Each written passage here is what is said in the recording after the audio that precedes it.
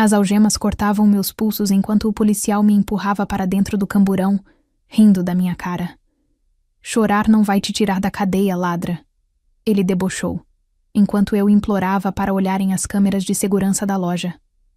Mas o que nenhum deles sabia era que minha tia tinha filmado tudo do outro lado da rua. E quando o sargento finalmente assistiu aquele vídeo, o riso daquele policial morreu na garganta.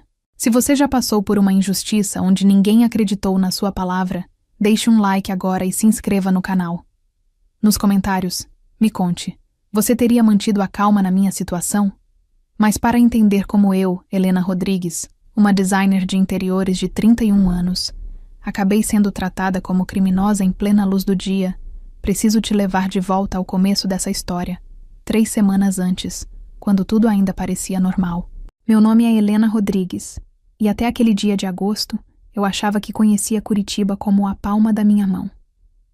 Morava ali há 7 anos, desde que saí de Londrina para construir minha carreira como designer de interiores. Meu apartamento ficava no bairro Batel, pequeno, mas com uma vista para as copas dos pinheiros que me acalmava depois de dias difíceis.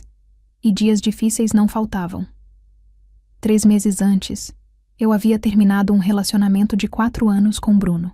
Não foi traumático, mas deixou aquele vazio estranho de quem precisa reaprender a existir sozinha. O trabalho virou meu refúgio. Eu mergulhava em projetos, visitava fornecedores, escolhia tecidos, coordenava equipes. Era boa no que fazia. Minha agenda estava cheia, minha reputação crescendo, e pela primeira vez em muito tempo, eu sentia que estava no controle da minha vida. Minha tia Cláudia morava a 15 minutos de mim. Ela era viúva, sem filhos, e nos últimos anos tínhamos nos tornado mais do que família. Éramos melhores amigas. Toda terça-feira, almoçávamos juntas. Ela conhecia cada detalhe da minha rotina, cada cliente difícil, cada conquista pequena que eu comemorava.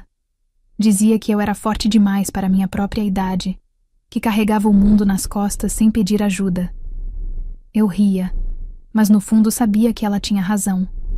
Naquela manhã de agosto, o céu estava cinzento, típico de Curitiba. O frio cortava o rosto, e as ruas do centro estavam movimentadas como sempre.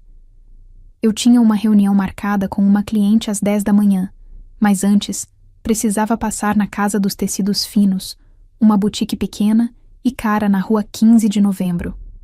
Vendia tecidos importados, aqueles que fazem diferença em projetos de alto padrão. Eu era cliente frequente. Conhecia a dona, Silvana, de vista. Sempre fui bem tratada ali. Entrei na loja às 9h15. O sino da porta tocou. 2 vendedoras organizavam prateleiras. A luz era suave, quase intimista. Cheiro de tecido novo e ar-condicionado. Tudo parecia absolutamente normal. Eu estava analisando um rolo de linho belga quando senti o clima mudar. Silvana, a gerente, apareceu no corredor lateral com uma expressão que eu nunca tinha visto antes. Tensa, olhos estreitos, boca apertada. Ela passou por mim sem falar nada. Foi até o depósito. Voltou segundos depois e parou na minha frente. "Preciso falar com você", ela disse. Voz baixa, mas firme. Houve um problema. Eu franzi a testa. Que tipo de problema? 3 rolos de seda japonesa desapareceram do estoque hoje. Você foi a única cliente que entrou nessa área nos últimos 20 minutos. Meu estômago gelou. Eu nem cheguei perto do depósito, Silvana. Fiquei aqui na frente o tempo todo. Ela cruzou os braços. As câmeras dessa área estão em manutenção. Não temos como confirmar. Então olhe as outras câmeras, eu disse, tentando manter a calma. As da entrada, do corredor. Eu não peguei nada. Ela não respondeu. Apenas virou-se e pegou o telefone. Antes que eu pudesse processar o que estava acontecendo, ela estava ligando para a polícia. Eu não acreditei. Fiquei ali, paralisada, enquanto ela falava ao telefone como se eu fosse uma criminosa. Uma das vendedoras me olhava com desconfiança. A outra desviava o olhar. Ninguém me conhecia de verdade. Ninguém ia me defender. 10 minutos depois, 2 policiais entraram na loja. Um deles era jovem, carranca fechada, uniforme impecável. O outro, mais velho, parecia entediado. O jovem, cuja identificação dizia Cabo Henrique, olhou para mim como se já soubesse tudo. É ela, Silvana apontou. Ele nem me deixou falar. Documentos? Ordenou. Entreguei minha carteira com as mãos tremendo. Ele olhou minha identidade, minha carteira de motorista, e devolveu tudo com um sorriso torto. Designer de interiores. Deve ganhar bem, hein? E ainda rouba tecido? Eu não roubei nada, eu disse, a voz saindo mais fraca do que eu queria. Por favor, olhem as outras câmeras. Vão ver que eu não fiz isso. Cabo Henrique riu. Pode revistar a bolsa dela, pediu a colega. Ela abriu minha bolsa ali mesmo, na frente de todos. Carteira, celular, chaves, maquiagem, nada. Nenhum tecido. Ele franziu a testa, claramente irritado por não encontrar prova. Então revistar você, ele disse friamente. As algemas já estavam na mão dele antes que eu pudesse reagir. A delegacia cheirava a mofo e desinfetante barato. As paredes eram verde-água desbotado, luzes fluorescentes piscavam no teto, e o barulho ecoava de um jeito que deixava tudo ainda mais opressivo. Cabo Henrique me empurrou levemente para frente enquanto eu entrava, algemada, com a bolsa confiscada e o rosto ainda molhado de lágrimas que eu havia tentado conter durante o caminho. Ele se virou para os colegas na recepção e riu alto. Mais uma ladra de boutique. Acham que porque tem cartão de crédito podem levar o que quiser. Eu tentei falar. Eu não peguei nada. Podem verificar. Eu tenho direito a um advogado. Chorar não vai te tirar da cadeia, ladra. Ele debochou, e os outros riram junto. Um deles murmurou algo sobre mimada, e eu senti meu rosto queimar de humilhação. Fui levada para uma sala pequena onde me fizeram assinar papéis que mal consegui ler pela visão embaçada. Pediram meu celular. Eu implorei para fazer uma ligação. Negaram. Disseram que eu teria direito depois do processo inicial. Processo inicial. Como se eu fosse uma criminosa de verdade. Me levaram para uma cela de espera. 3 mulheres já estavam lá. Uma dormia encostada na parede. Outra olhava para o nada. A terceira me encarou e perguntou o que eu tinha feito. Eu não respondi. Não conseguia falar sem desabar. As horas passaram como se o tempo tivesse parado. Eu pensava nos meus clientes, nos projetos em andamento, na reunião que eu tinha perdido. Pensava no que as pessoas iam dizer quando soubessem. Pensava em como minha reputação, que eu construí tijolo por tijolo, podia desmoronar por causa de uma acusação falsa. A frase do Cabo Henrique martelava na minha cabeça. Chorar não vai te tirar da cadeia. Mas eu não conseguia parar. Não de tristeza, mas de raiva. Raiva de ser tratada como culpada sem provas. Raiva de ninguém ter me ouvido. Raiva de estar ali, presa, enquanto quem realmente roubou estava livre. Eu não sabia ainda, mas do outro lado da cidade, minha tia Cláudia estava prestes a mudar tudo. Eu estava sentada na cela há quase 5 horas quando ouvi vozes altas no corredor. Uma delas era familiar. Insistente, firme, indignada. Minha tia Cláudia. Eu exijo falar com alguém responsável agora, ela gritava. Minha sobrinha foi presa injustamente e eu tenho provas.